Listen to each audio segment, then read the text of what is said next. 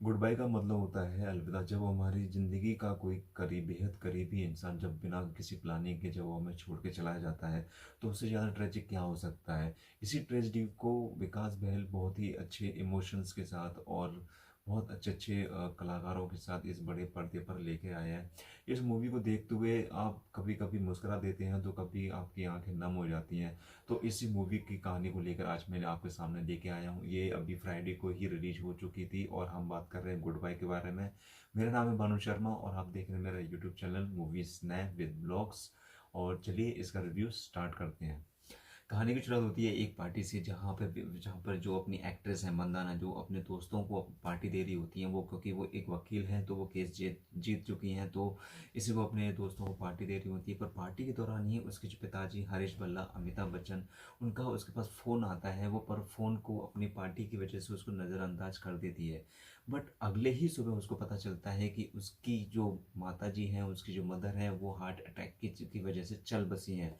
जब उसे पता चलता है कि मेरे पिता मुझे इसी वजह से फ़ोन कर रहे थे, तो उसको इस बात का बहुत ज़्यादा ही गिल्ट फील होता है। इस परिवार के अन्य सदस्यों में अगर बात की जाए, इस परिवार के अन्य सदस्य जो हैं, उसके जो बड़े बेटे हैं अंगद, और उसकी जो जो वाइफ है डेजी, वो अब्रॉड में जाके बस चुके हैं। उसका जो दूसरा बेटा है वो भी अब्रॉड में जाके बस चुका हुआ है। और जो उन्होंने एक गोद लिया हुआ बेटा है, वो अभी कहीं ट्रैवलिंग के लिए गया हुआ है। हरीश और गायत्री के बच्चे किन हालातों में अपनी माँ की अंतिम संस्कार में जाते हैं, तो इस कहानी का जो पूरा पूरा जो प्लेटफॉर्म है, इसी के अंडर में खड़ा हुआ है। इस कहानी में गायत्री के अंतिम संस्कार के रीति रिवाजों के सारे किरदारों का मानसिक और आर्थिक हाल बयान किया गया है। जहाँ एक तरफ मॉडर्न बेटी तारा इन कर्म कांडों को अंधविश्वास बताती है, तो वहीं पिता हरीश भल्ला इन सब चीज़ों में बहुत ज़्यादा विश्वास रखते हैं।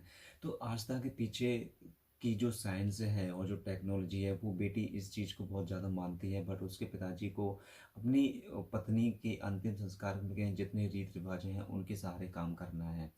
तो अब बेटी और पिता के बीच में जितना भी असंतुलन है, उसको पूरा संतुलन बनाने के लिए यहाँ पर एक पंडित जी प्रकट होते हैं, जो कि बहुत ही इसमें अहम रोल निभाते हैं। जिनकी हम आपको अगर आप ट्रेलर देख रखा हो, मूवी आपने अगर देख ली हो, तो आपको अच्छे से पता होगा मैं किसकी बात कर रहा हूँ। मैं बात कर रहा हूँ सुनील ग्रोवर की। शानदार सुपर 30 के निर्देशक विकास बहल इस बार एक पारिवारिक मूवी लेकर आए हैं। हालांकि उन्होंने अपनी इस मृत्यु वाली करुण कहानी में कई जगहों पर सिचुएशनल ह्यूमर पैदा किया है, जो विषय के भारीपन को काफ़ी हल्केपन में लेके जाता है, मगर भारी नहीं होने देता। मगर इस बार उनकी कहानी आगे चलकर एक बिंदु पर ठहर जाती है, जहाँ पर कुछ चीज़ें ऐसी होती हैं जो आपको पता नहीं लग पाती हैं। जैसे कि उनके जो विकास पल हरीश भल्ला जी हैं, जो कि उनके जो बेटे हैं, जितने भी उनके संतान हैं, उनका बैकग्राउंड बिल्कुल भी दिखाया गया नहीं है। कहानी पूरी एक तरह से पति पत्नी और बेटी के बीच में ही पूरी सिमट के रह जाती है। तो इस कहानी को और अच्छा सा बनाने के लिए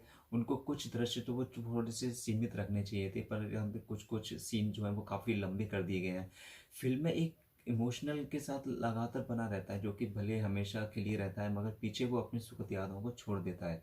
जैसे कि ये कहानी जो कि एक इमोशनल चलती है, पर इमोशनल में थोड़ा सा कॉमेडी ड्रामा आपको सीट पर बांध कर रखने के लिए यहाँ पर सुनील ग्रोवर की एंट्री कर दी जाती है, जो कि बहुत शानदार उन्होंने इसमें एक्टिंग की है और बहुत देखने के लायक बनाया है उन्होंने। फिल्म में जैसे कि आपको ने देखा होगा, तो भल्ला फैमिली दिखाई है। भल्ला फैमिली एक जैसे पंजाबी से बिलोंग करती है, बट यहाँ पर क्या है कि रश्मिका मंदाना का जो कि एक साउथ इंडस्ट्री से बिलोंग करती है, उनका थोड़ा सा क्या कहते हैं, इंडियन एक्सेंट में थोड़ा सा खलता है, क्योंकि साउथ को उन्होंने पूरा पंजाब में मिक्स कर दिया है, तो पूरी मिक्स वेज बन गई है, जो कि वो अच्छे से ढाल नहीं पाई है।